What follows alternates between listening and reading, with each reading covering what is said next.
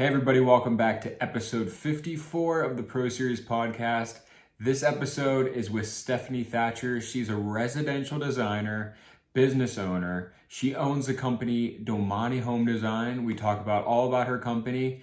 And she is also a teacher to designers out there. She has her own online program called Square Foot Superhero. She tells me all about it. She has some classes coming up, so make sure you stay tuned to the end of the episode on where you could find these classes. But before we start this episode, please make sure you like, subscribe, and review this podcast on wherever you listen to podcasts. And now I hope you like episode 54 with Stefani Thatcher. Thank you so much, Stefani, for joining me on the Pro Series podcast today. Very excited to talk to you about everything that you sent me and just a little bit more about you. Yeah, thanks for having me. I'm just super excited to have a conversation with you. Yes, and I always like to start off the podcast on how we found each other. And you are a listener, which is really cool. I love Yeah. to hear that. Sometimes, like, I put this podcast out and you don't really know if anybody's actually listening. Oh yeah. No, I'm kind of a podcast junkie. So, when I go on my runs in the morning or whatever, I like to try to use that time to kind of do two tasks at once. So get a Yeah. workout Do you in. usually listen to podcasts in the industry, or do you kind of go off of the field too? Yeah, no, I mean, anything that's like personal development, growth Okay. mindset kind of, I will listen to that kind of stuff, but industry related always is at the top. I'm a total nerd and I love the work that I do. And so it doesn't feel like work. So I'll just that will be my downtime. Other Yeah. people will like to listen to crime scene or whatever crime podcasts and watch sitcoms and binge on Netflix and stuff. And I'm like, nah, let me go do a site visit and listen to industry podcasts. I'm Yeah. good. Yeah. Not a lot of people are like that, though. I meet a lot of designers who are like, I would love to support you, but like after I'm done with work, I cannot listen to work stuff. Yeah, that's not me. Yeah. Mm-mm. Yeah, I can listen to it all day long. I have to temper it just a little bit and keep my family so that they're not constantly like getting annoyed with me continually talking about work because I think that they think that I put work above family and stuff, but I'm just like, no, it's just because that's what I did. Like, you're going to talk about your thing. I'm going to talk about my thing. So, Absolutely. Yeah. So, I mean, I want to talk about everything that you sent me over, but I also want to talk about how you got started in the business, kind of inspire anybody that was in your situation or maybe is thinking about going to school for what you went for and want to follow your path. okay, cool. Yeah. Well, I mean, I think it kind of started when I share this story everywhere, but my dad designed and built our home when I was a kid. And so I was always super interested to see and watch that whole process. I loved seeing his handwriting even and everything. And so I just kind of naturally was always curious. I was reading, the interior design books and magazines and doing all that stuff. I took CAD classes in high school even. So that's like really ancient because it was a long time ago. And so back in probably AutoCAD version 1 or something. I don't know. Anyway, and then I was pursuing architecture and, we're pre-internet days. So I missed some deadlines with architecture programs and I just could see kind of the writing on the wall that it was going to lead me into commercial work. And that wasn't really what I wanted. I didn't want to do commercial architecture. And so I ended up changing my major and getting my bachelor's degree in interior design. And when I was pursuing that career after graduating, that also didn't quite feel aligned either. And since then, I've discovered I don't really love to shop. I don't love to do Mhm. all that picking out of things. And it just felt a little bit too open for me. I love constrictions and, kind of like some parameters, and architecture came back to me. I had a neighbor up the street who was a builder, and he was using the same program, the same CAD program that my father-in-law, who was a general contractor, introduced me to. And so, the stars kind of aligned. He was looking to be done doing the whole like design build, wear all the hats. and, asked me to come work for him, and kind of the rest is history. So I worked there for the builders, and that's kind of like where the education really solidified and then blossomed into more, right? Because when you're actually in the applying your educational knowledge and stuff, that's when you really, really, all that knowledge takes root, right? Yeah. And so in 2015, I decided it was time for me to go out on my own. I've been working for them for 10 years and decided, my kids needed me more at home. And I'm so grateful. It was perfect. It was like right before, a couple of years before COVID and everything. And it just set me up just in a really great way to transition into all of that. I was able to be here with my kids as they were going through different stages of life and different things, and still are going through some crazy stages of life. But so here I am. I've been designing custom homes for almost 25 years now in total. Wow. Yeah. Wow. It's right. I mean, my main question, I've had a lot of people on here that have created their own business, left their jobs and maybe corporate world or whatever, made their own business, and they've given advice on how to start and kind of building up your confidence to start. But what is your advice to maintaining it and making sure it doesn't flop after 2 years? Or, you see that a lot. People kind of go out on their own and they kind of have that stamina to get the first 2 or 3 years, and after that it kind of just goes downhill. What would you say to someone about that? I would say that you just cannot ever stop learning. Yeah. Never. Like, you just need to always be a sponge and soak up everything that is available to you. Wherever you see a deficit, you try to fill that deficit with a little bit more knowledge, a little bit more experience. I had a business coach once who said to me, he's like, you either win or you learn. And I love that because I've never really been that kind of person who, gets in their own head about, oh, I failed, or I missed that goal target, or something like that.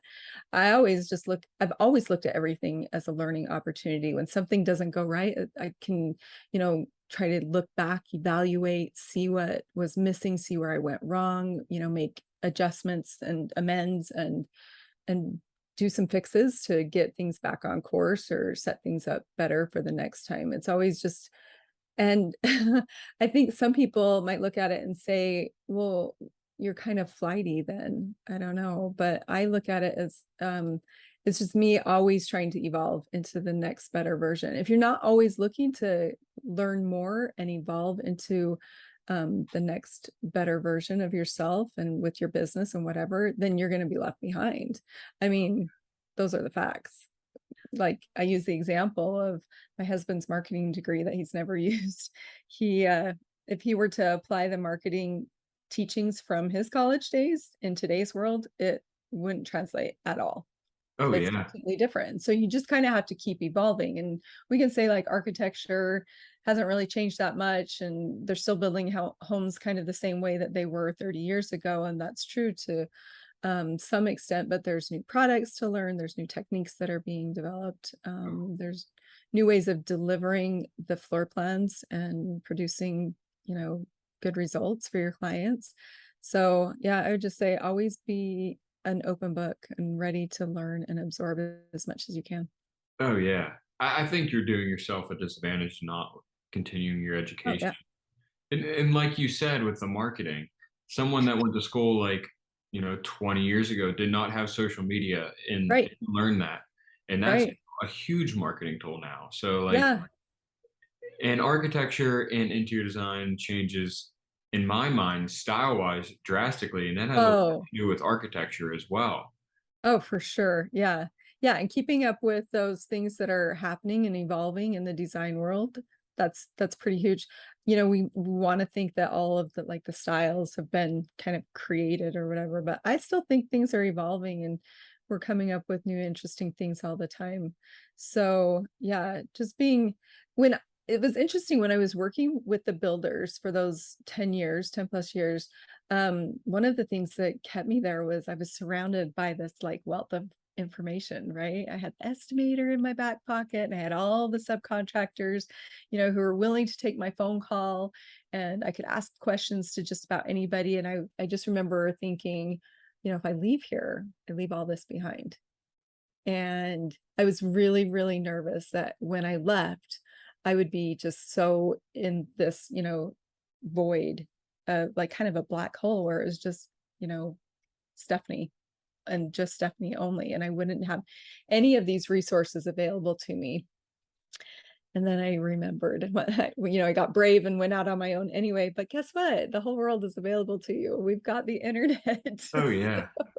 And it's you totally probably, fine. yeah, and you probably soaked in as much as you could, and Yeah, with all their experience. And that's like the best. And that's not just in our profession, any profession, to soak in. I feel like you have go through that bratty teenage stage where you don't want to listen to your parents, but totally. and it's always like that, even with people that are older than you or they're in the industry, and you think your way is the best way, but soaking it in and realizing like they've been through different situations that you might go Right. be in down the road, so it's nice to learn from them. Right. Yeah. And on that same vein of thinking, it's just like, don't be afraid to ask questions. I am always trying to have enough humility to be able to just, you know, like raise my hand and say, you know what? I don't really know exactly what you're talking about. Can we back up a little bit? Can you help me understand a little bit more? And people are always so gracious. They're so willing to share their knowledge. And I think that people actually like it when, you know, when they get asked that question, because they do want to share their knowledge and their information with other people. So don't be afraid to ask. Oh yeah. And then on the same topic, you have your own classes, correct? Correct. Yeah. Tell me So about I that. had people asking me those questions. They would reach out to me and ask me, you know, how did you get into this field? You know, how can I get into it? Where can I go? What can I do? And at the same time, I was getting so many calls, so many inquiries. Um, you're just kind of limited when you're doing custom floor plans that you can only do so many in any given amount of time, right? We all limited by time. So I had more inquiries coming in than I could handle. And I had all these people who would ask, how do you do the work you do? How did you get there? What can I do to do the same thing? And so the two worlds kind of collided, and I realized, hey, you know, like I could help these people know how to get into this field, and at the same time hopefully train up the next people, like the next generation basically behind Mhm. me, to help service all the increased demand for people. So I created a program that helps. It's not teaching it, you know, all the ins and outs of architecture, or construction, but it teaches the method that I go through when I work with my custom home clients, and how we walk through the whole design process and how we get from, you know, ideas in the client's head to concepts and actual working construction documents that people can build off of. It's so cool. Absolutely. So is it one-on-one or is it like recorded and they just watch it online? So it's a little bit of both in a way. So we have all recorded lessons. There's a total of 7, I call them class sessions. So everybody else calls them modules, but we have 7 class sessions, and each of them have anywhere from about 5 to 7 lessons inside of them, and they're pre-recorded. And but right now I do 2 live launches a year, and so we're just getting ready to do our fall class session. And what happens when we do the live launches is I show up live every week during those 7 weeks, and I teach the same material live to my students. And then we also have a once a week live Q&A session. So they get to Okay. watch the videos and show up live. So it's a total interactive experience where they can ask questions in the middle of the teaching, whatever. They can apply all the things that they're learning, come back at the end of the week and go through the Q&A. And then I stick around for a couple weeks after that for a few extra Q&A sessions as well. Hmm. People can choose the VIP package, and that gives them 2 VIP one-on-one sessions with me. So it's Okay. only me and one other person. What is your like average clientele? Is it students or is it people that have been in the career for a while and just want to learn more?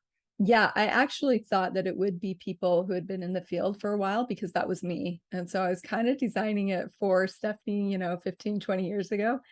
But it turns out that there's a lot of people who, um, maybe their career path took them down a slightly different road, but they Mm, always had a passion for the built world, yeah. architecture, interior design. Maybe they had a dad like me who was in construction, who, introduced them to it. Maybe they had a friend, I don't know, just something like that. They just always have loved floor plans and architecture.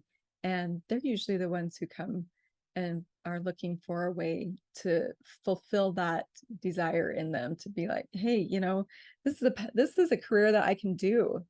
I just need somebody to show me how. Yeah. Do you think, kind of going off the topic we were just on, do you think people that are in the industry, like you said, you thought that was going to be a lot of your clientele? Do you think it's them being kind of, oh, I don't know what the right word is, not wanting to do it because they think they know it all, or they don't need help? What do you think it is? I think that can be because I can remember being in that place, right? I Yeah. can remember thinking that, oh, like my plans are fine. There's not a, there's I didn't even know to look for a way to make them better, basically. Mhm. And or the process better or whatever. And so yeah, I think a lot of it is that maybe some people in the industry, they don't realize that there's a better way to do things or a better experience that they can provide for their clients. And there's, yeah, when we walk through the method, I call it the smarter method. And each of those letters in the word smarter stands for a certain aspect of the whole design process. So it's Mm. walking through that whole design process. Like, for example, when I was working for the builders, they wanted somebody to go out and check out the property, the home site. And it kind of ended up defaulting to the drafting department. And so we would go out, we didn't know what we were doing. Nobody taught us. We Yeah. just had to go and say, like, okay, the utility boxes are here. And, we can see a pile of concrete dumped there. There's some rocks over here, it kind of slopes down, whatever. And so we would just come back and bring our little silly report like that. And then the superintendents would go out and shoot grade and different things like that. And we were supposed to do kind of like these cross sections to show like, okay, here's the high side, here's the low side, this is how the house fits on the property. And so now fast forward 10, 15, whatever years, and all of the really awesome BIM CAD programs can do that. They can show that property included with our 3D models. So I'm able to include that on the 3D model that I'm showing my clients so they can see exactly how their, perfectly horizontal house fits on a lot that maybe slopes off or whatever. So we talk about things like that in the course about how you can really, help your clients understand how their home is going to fit on the property, for example, what Yeah. it looks like to have, walls aligned from front to back and what that means, and how you can have, like a higher ceiling in one part of the house and not the other, and have it not really impact the roof line that much. Yeah. So just some little things that I learned along the way that nobody taught me in school. Yeah. I mean, they can only teach you so much. You can only be taught so much. Yep, that's exactly right. Yeah. But And those are just some of those tricks that I incorporate in the designs that I do now. So I'm just trying to pass those on to somebody else who's just coming in. yeah. Yeah.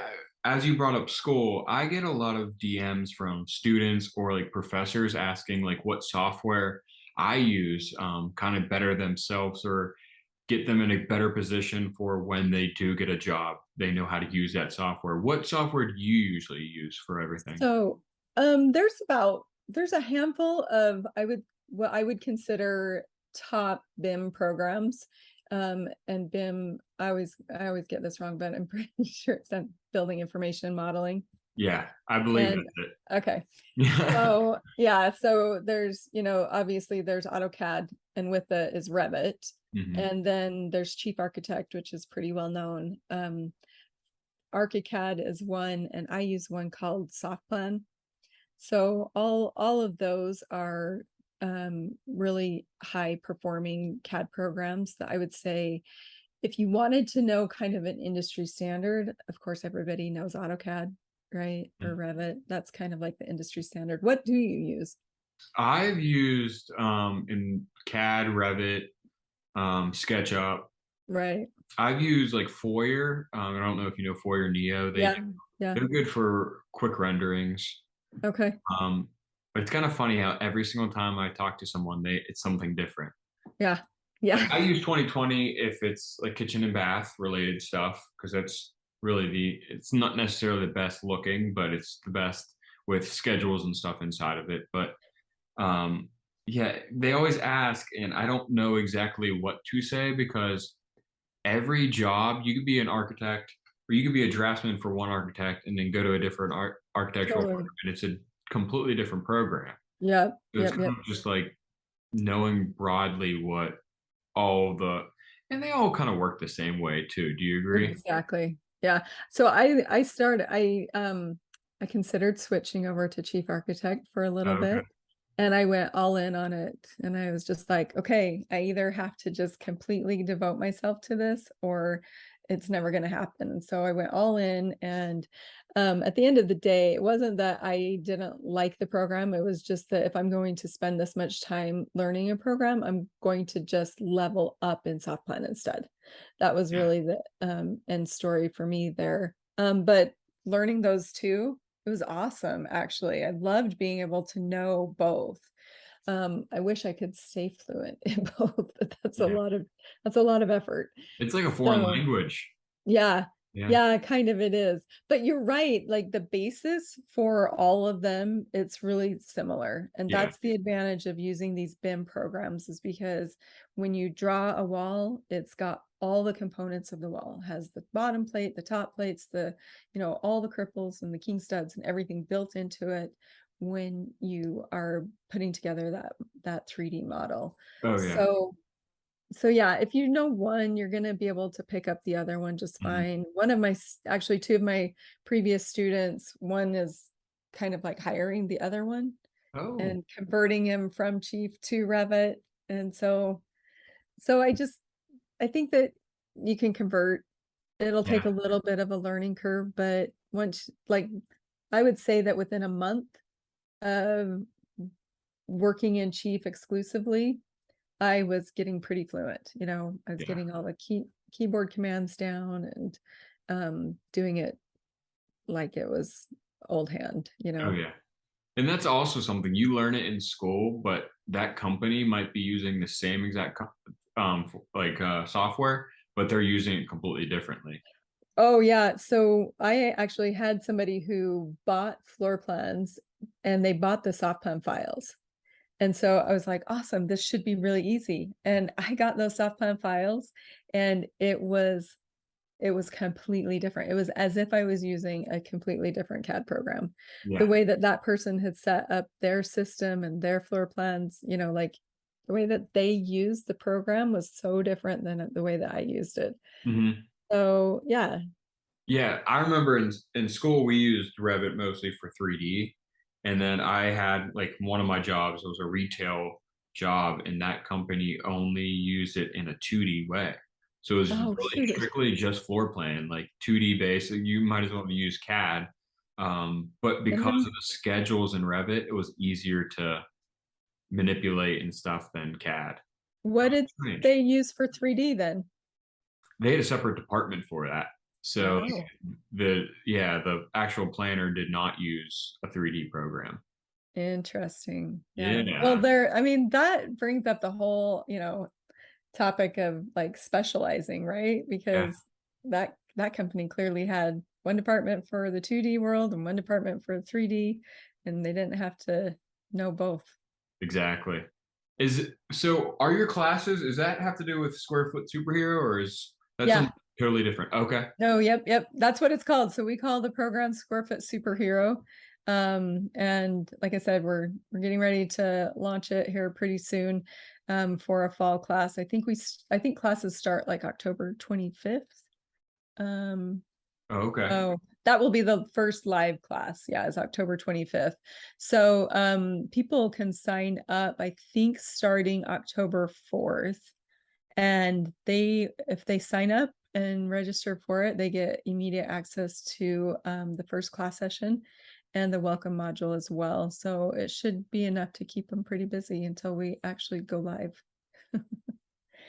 But How, yeah, there's actually one last topic I wanted to talk about before we promote like your website and everything.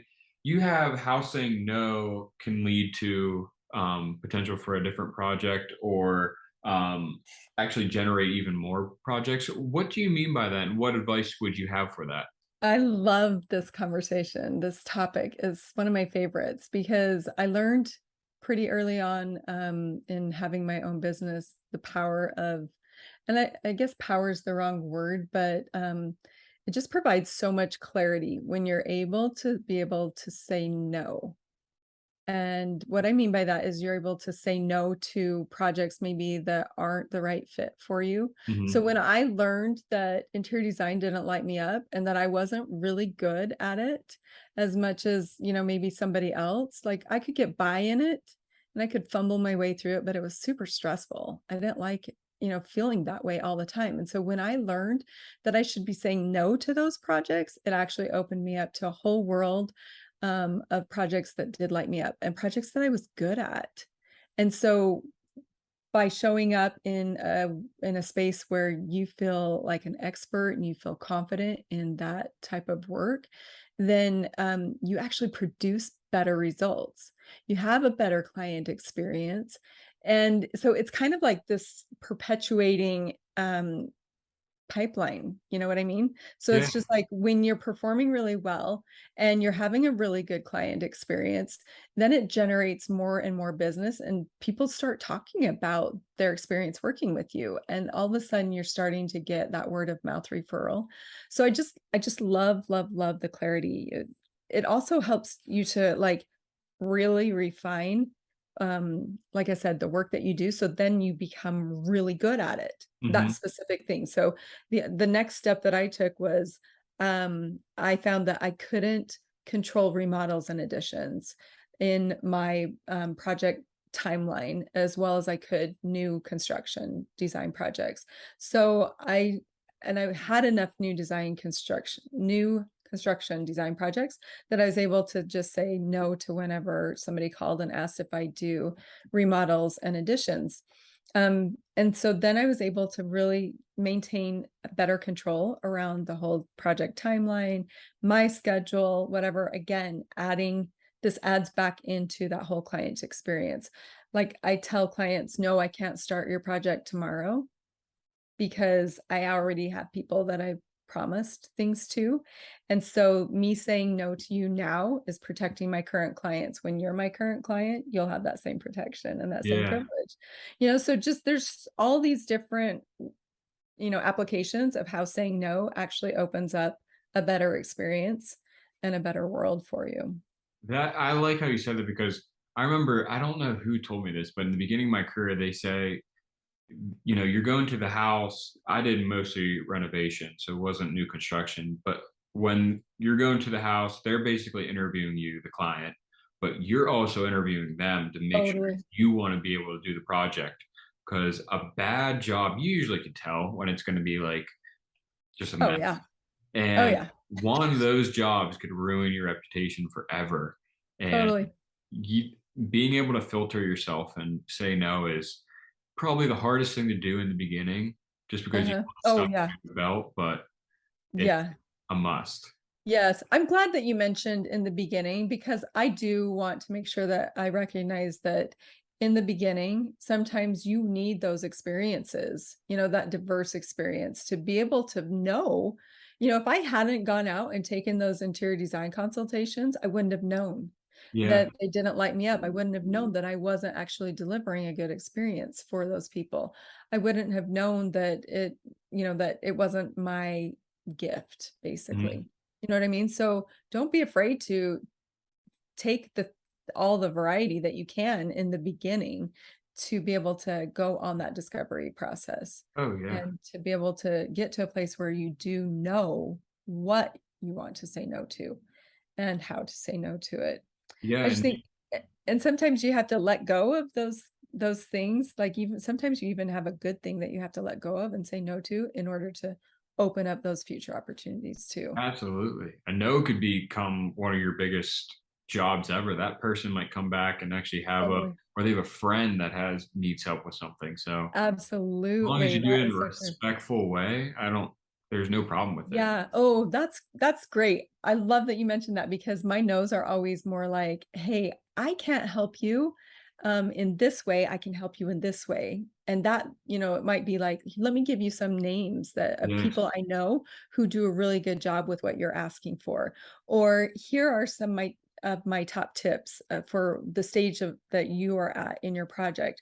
I've got some good tips that will set you up for, the next phase that you're going to enter into." So it's always adding value. Always, always be looking for ways to serve people. Mine is never a flat, nope, I'm too good for you. It's Yeah. always just like, I am, this won't be a good thing for you and for me, you Oh, know. yeah. And that's one of the reasons I love connecting with more people and like being different like ASIDs and all those type of events that you meet with different people in the same field as you, but doing different things because it gives you that you have someone in your contacts you could like send their way, Oh, refer them for to them. sure. And that goes a long way with someone referring back to you. Yep, yep, yep. Oh yeah, I could go on and on about referrals too. Well, Yeah, Stephanie, thank you so much for coming on the podcast today. I want of to end course. with where people could find your companies on social media, website, and then your classes as well. Sure. Yeah. Most of our socials we're like on Facebook, Instagram, dabble a little bit in Pinterest. Hopefully that'll get up and going a little bit more soon. LinkedIn.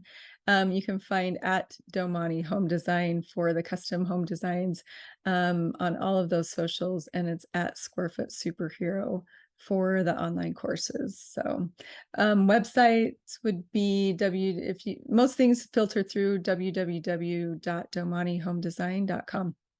Awesome. Thank you so much, Stephanie, for coming on Yeah. the podcast today. It was a total pleasure meeting you, Eric.